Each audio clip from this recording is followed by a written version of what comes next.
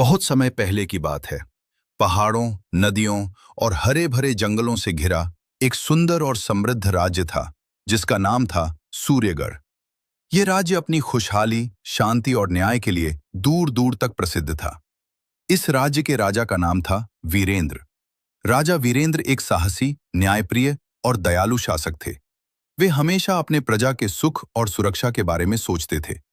उनके राज में गरीब से गरीब व्यक्ति भी अपने आप को सुरक्षित और सम्मानित महसूस करता था। राजा वीरेंद्र के दरबार में कई विद्वान और योग्य लोग थे, लेकिन उनमें से सबसे बुद्धिमान व्यक्ति था उनका मंत्री देवदत्त। मंत्री देवदत्त अपनी तेज बुद्धि, धैर्य और समझदारी के लिए पूरे राज्य में प्रसिद्ध था। जब भी राज्य में कोई कठिन समस्या आती थी, राजा सबसे पहले मंत्री देवदत्त की सलाह लेते थे।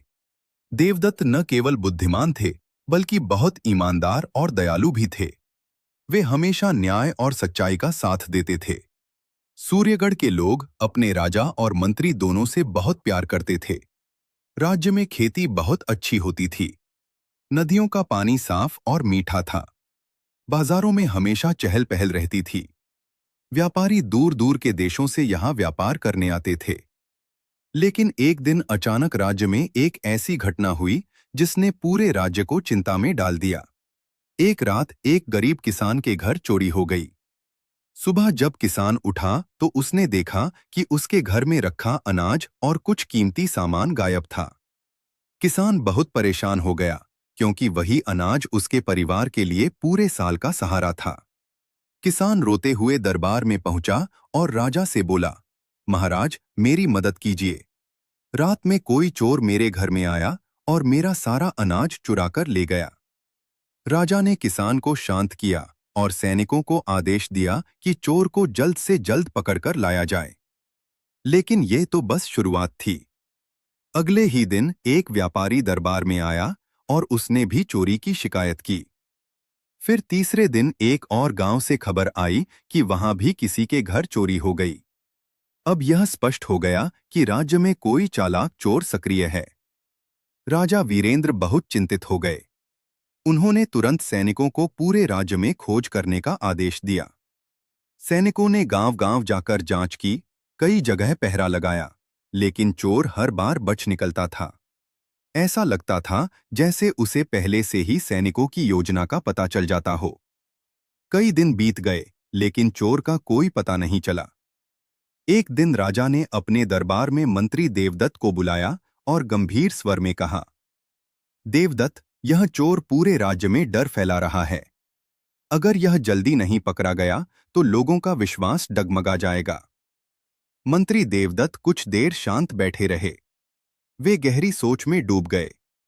फिर उन्होंने धीरे से कहा, महाराज, चोर चाहे कितना भी चालाक क्यों न हो, वह अपनी किसी न किसी गलती से जरूर पकड़ा जाता है। हमें उसे उसकी ही चाल में फंसाना होगा। राजा ने उत्सुकता से पूछा, तो तुम्हारी क्या योजना है? मंत्री मुस्कुराए और बोले, महाराज, कल सुबह पूरे राज्य में एक घोषणा करवा दीजिए।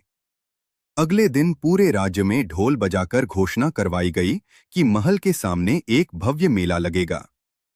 जो भी व्यक्ति अपने पास का कीमती सामान लेकर आएगा, उसे राजा की ओर से इनाम दिया जाएगा।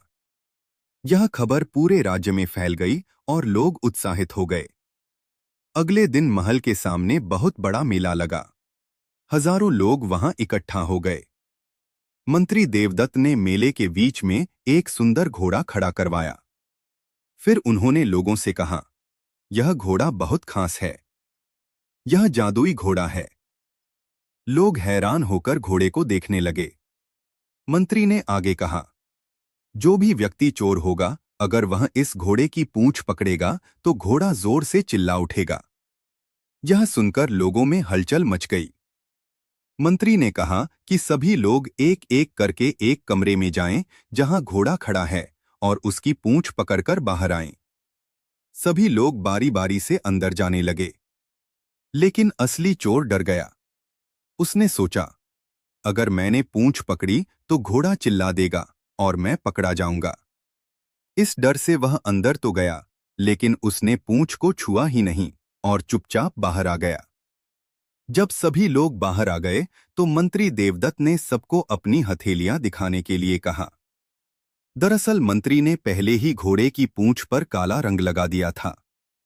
जिसने भी पूंछ पकड़ी थी उसके हाथ पर काला रंग लग गया था, लेकिन एक आदमी के हाथ बिल्कुल साफ थे।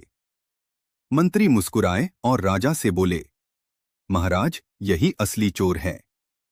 सैनिकों ने तुरंत उस आदमी को पकड़ लिया। डर के मारे उसने अपनी गलती स्वीकार कर ली और कहा, महाराज, मुझे माफ कर दीजिए। लालच में आकर मैंने यह गलत काम किया। राजा वीरेंद्र